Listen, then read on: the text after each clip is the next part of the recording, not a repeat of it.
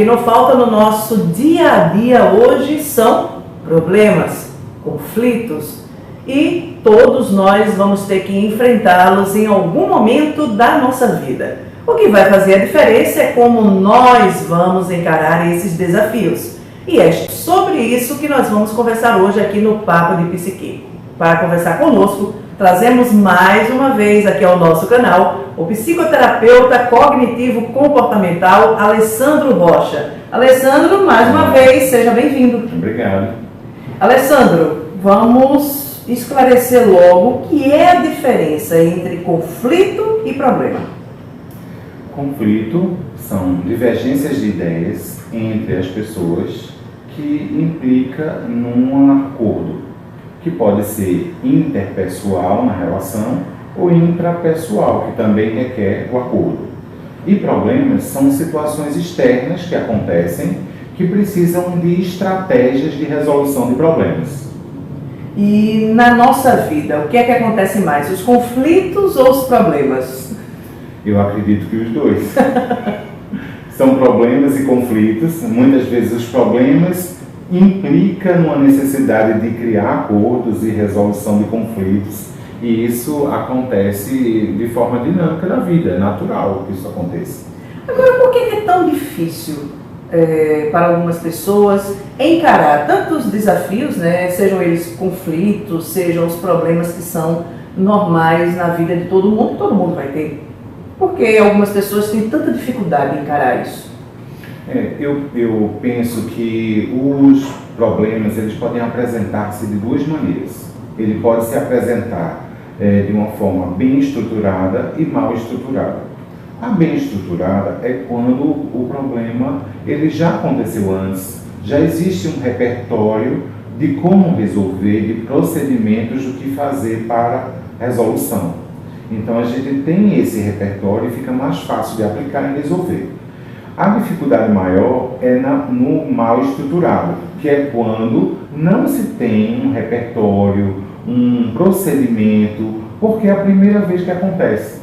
E requer que a gente elabore uma estratégia para a resolução do problema. Se isso dá mais trabalho, requer a gente pensar melhor antes de aplicar qualquer medida, qualquer estratégia. Antes da gente falar dessa estratégia, algumas pessoas, elas mesmo se deparando com um problema numa primeira vez, elas têm uma facilidade melhor de resolvê-los. E outras não, outras se desesperam, em algumas situações até com a repetição do problema. Por quê? O que faz essa diferença na pessoa ou na forma como a pessoa consegue encarar os desafios? São experiências de vida que vão ajudando as pessoas a aplicarem essas estratégias. Mas existe um ciclo de resolução de problemas, que é isso que eu queria também apresentar nesse momento. São etapas que são envolvidas nesses processos para que aconteça a resolução. Então, visualizando esse ciclo de resolução, são etapas. Então, na primeira etapa, a gente tem a identificação, onde as pessoas pensam e verificam que tem alguma coisa estranha. O que de estranho está acontecendo, percebe que existe algo diferente criticamente na situação para poder resolver. Então, elas precisam ter autocrítica para poder resolver. Então, identificando, depois parte para a definição. Onde a gente vai dar um nome a esses problemas. A gente define qual é o problema. Muitas vezes o que acontece é que as pessoas interpretam problemas de maneiras diferentes. E aí é uma das dificuldades que pode gerar conflito depois. A terceira etapa é a estratégia de resolução de problemas em si, que é quando se está planejando a estratégia, que requer uma elaboração mental, pensar melhor antes de fazer. Então, precisa se visualizar as alternativas que se tem. Muitas vezes, o criativo, por exemplo, ele tem uma capacidade de resolver problemas, muitas vezes, porque ele não bloqueia qualquer alternativa que se encontre. Então, pode acontecer da dificuldade de encontrar estratégia e pode ser aquela pessoa que visualiza como se fosse um armário com gavetas, e ele abre as gavetas várias ao mesmo tempo, na tentativa de resolver mais rápido o problema. Então ele testa várias opções, abrindo várias gavetas, e não sabe depois qual a que deu certo. Muitas vezes pode acontecer essa dificuldade no plano de estratégia. Na quarta etapa, não é isso? Ele vai visualizar a organização da informação. Então ele vai aplicar a estratégia. Então coloca em prática o plano que ele fez. Depois aloca recursos, ele visualiza quais são os recursos que ele tem para colocar a estratégia em prática,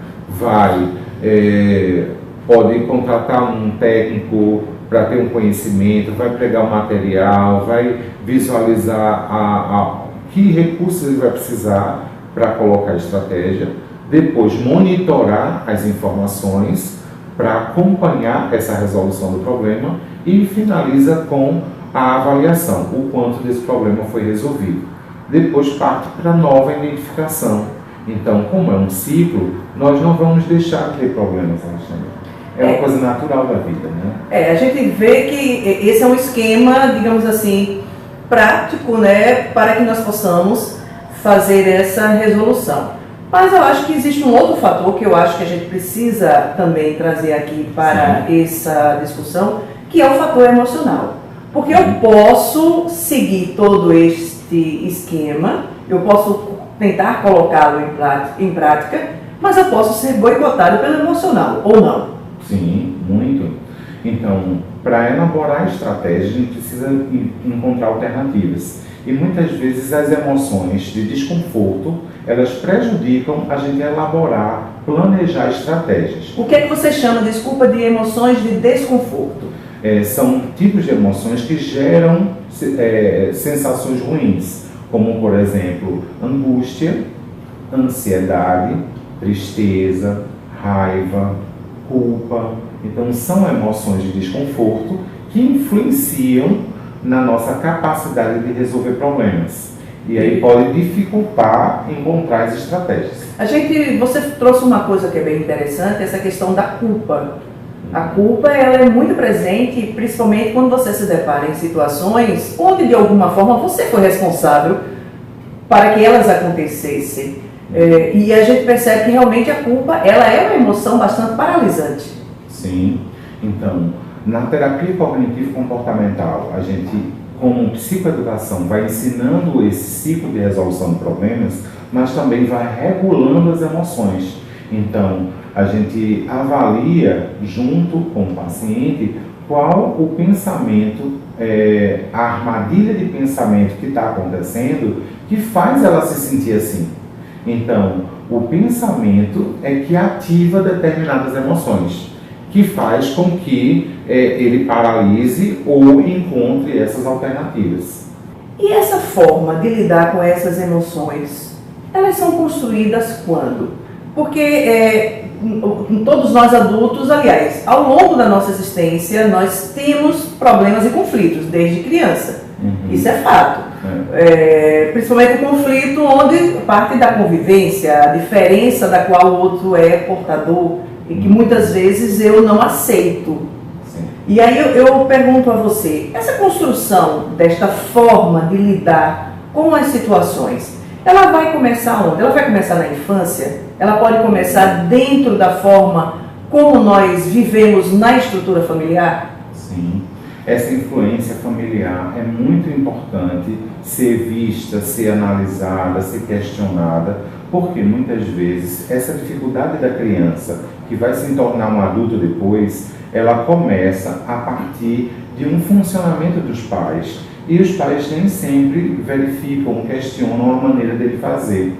Então, são pais muitas vezes ansiosos, exigentes, que não contribuem para o funcionamento mais adequado da autoestima daquela criança, que vai se desenvolvendo e passa a apresentar um certo déficit de necessidades básicas, que é autonomia, autoconfiança, autoexpressão, situações que faltam nessa infância, que repercute na vida adulta, fazendo com que eles não consigam, muitas vezes, enxergar alternativas para resolver alguns problemas. É o que a gente chama das crenças. Sim. Se transformam em crenças negativas de eu sou Sim. incapaz. Pequenas coisas, Alessandro, nesse período, elas podem gerar essas crenças do tipo, a criança vai ali, por exemplo, o menino vai ali e vê a mãe lavando o prato e vai ajudar a lavar um prato. E aí a mãe diz, sai daí que você é desastrado, que você vai quebrar isso. Isso pode gerar nesta criança uma crença negativa que se reflete nesta vida adulta, nessa pessoa com dificuldade de resolver um problema, porque se ele é desastrado e se ele vai quebrar ali o prato, ele é um incompetente, né? Sim.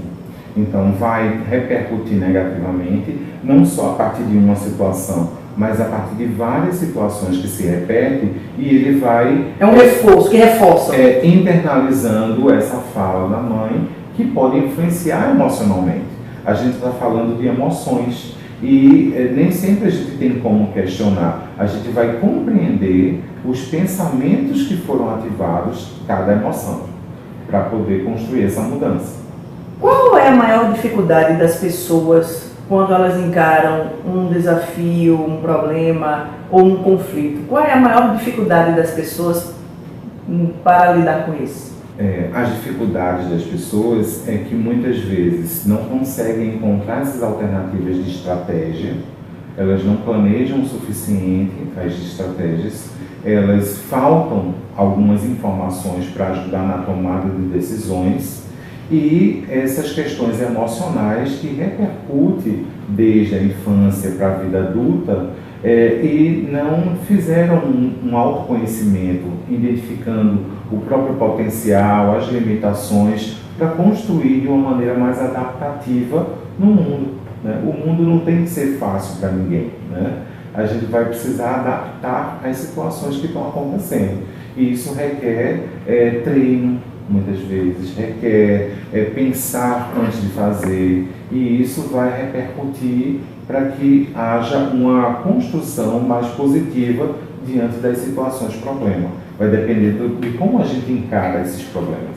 Pela sua experiência de consultório, você percebe que as pessoas hoje elas estão com uma baixa resiliência a problemas?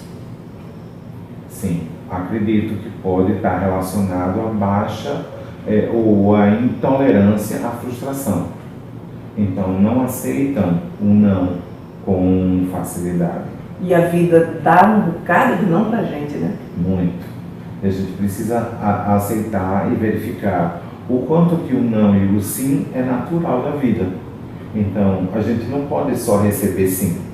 A gente vai receber alguns nãos, mas a gente torná-los como aprendiz, tomá-los como aprendiz e construir uma mudança mais favorável para a gente e para as outras pessoas. Pensando em equipe, pensando na família como um trabalho em equipe, e isso é muito favorável. Você falou em família e aí eu queria voltar a este ponto. De que forma a família pode contribuir para auxiliar a pessoa nesse encarar de desafios, né, de problemas ou até na forma como resolvê-los? Eu penso que a família ela precisa dialogar mais, construir de uma forma que um ajude o outro, tanto os filhos ajudarem os pais ajudarem os filhos, como um trabalho em equipe. Uhum. E que isso pode ser construído gradativamente a partir das pequenas situações e assim construir de uma maneira mais favorável. Se o diálogo está difícil, requer uma forma da gente sentar, se reaproximar de um filho, verificar se existe algum problema, se existe algum conflito, para poder saber negociar e fazer os acordos. O mesmo vale, por exemplo, para os ambientes de trabalho? Sim, bastante, porque são relações. Então, qualquer relacionamento, qualquer convívio com as pessoas, a gente pode fazer acordos. O que muitas vezes na relação de trabalho fica difícil porque está envolvido uma cultura da empresa, outras variáveis que estão envolvidas que precisa ser considerada também de uma maneira sistêmica para entender o problema. Então, a dificuldade muitas vezes de encontrar estratégias é porque muitas vezes a gente não enxerga de maneira sistêmica determinados problemas. A gente busca fazer um olhar mais linear de isso causa isso. Mas quando a gente pensa de maneira sistêmica, a gente está olhando quais todas as variáveis que podem estar influenciando nesse problema para poder montar as estratégias. Se não encontramos todas as variáveis, mesmo assim, é possível a gente analisar com as variáveis que a gente tem no momento, para poder buscar as estratégias. Bom, eu queria, para a gente finalizar aqui, já estamos chegando aqui no nosso reta final, mas eu queria que a gente deixasse, Alessandro, porque possivelmente alguém que está aqui nos assistindo deve estar passando por algum problema agora. E, aliás, é uma coisa bem difícil, ninguém está passando por problemas nesse momento na nossa sociedade. Qual seria a dica que você poderia deixar para as pessoas com relação ao enfrentamento dessas dificuldades? Tem alguma dica prática, tem alguma coisa simples que a pessoa pode começar a fazer para que ela melhore a sua forma de ver o problema e, quem sabe, até de buscar uma solução para esse problema? Eu penso que a estratégia seria, primeiramente, a gente buscar ajuda, melhorias ou até informações. Porque quando a gente está, muitas vezes, envolvido, mergulhado no problema, a gente não vê essas alternativas. Então, muitas alternativas elas vão vir a partir da busca de novas informações para construir essas melhorias. E você perguntando, me lembrei de um filme chamado Um Golpe do Destino, onde na cena final o personagem Jack, ele vai numa reflexão no topo de um prédio e lê uma mensagem de uma outra personagem e diz que ele baixe os braços, ele não fique somente com os braços levantados, armado ou para se defender de várias coisas, que ele baixe os braços e reconheça o potencial e as limitações que ele tem para poder resolver as dificuldades que ele tem.